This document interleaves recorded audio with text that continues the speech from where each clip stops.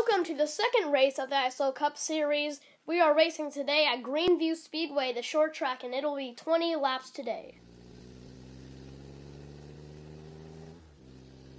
There are 20 laps today, 2 stages, and 12 cars will race. Now for your starting lineup. It's Brad Keselowski on the pole with Ryan Blaney. Row 2 is William Byron and Jimmy Johnson. Row 3 is Paul Menard and Kyle Busch. Row 4 is Austin Dillon and his teammate Daniel Hemrick. Next up we have Alex Bowman and Martin Truex Jr. Then in the very back is Joey Logano and Kevin Harvick, who both failed tech inspection. Green flag is coming out very soon. And green flag, is in the air. We are racing. Brad Keselowski gets a jump, but Paul Menard is right there on his back bumper. Keselowski leads lap 1. Still the same lead, but he pulls away by a little bit. Austin Dillon pushing Paul Menard. Oh, we got trouble!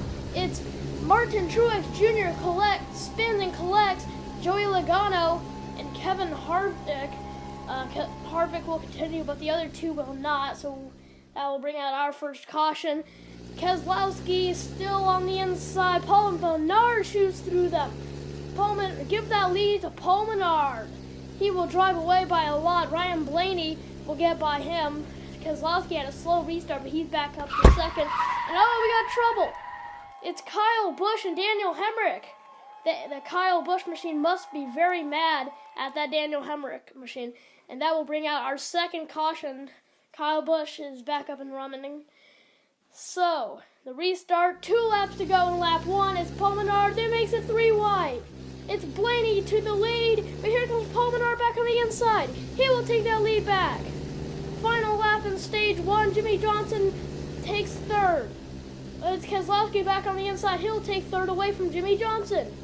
And it's Paul Menard will win stage 1.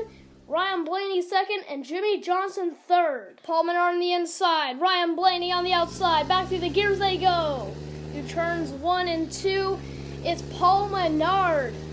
And Austin Dillon barrel rolls on the backstretch. That's gonna be caution number 4 and a red flag. That was a hard hit for Austin Dillon. That will definitely knock Austin Dillon out of the race, but here we go, we're back underway. Paul Menard and Ryan Blaney battle it out. Here comes Johnson with a good restart. He'll take over second. Here he goes to the inside of Menard. He will take the lead, but he will not get away by much. 6 laps remaining in this race, but Jimmy Johnson leads his first lap, and Ryan Blaney takes over second from Paul Menard.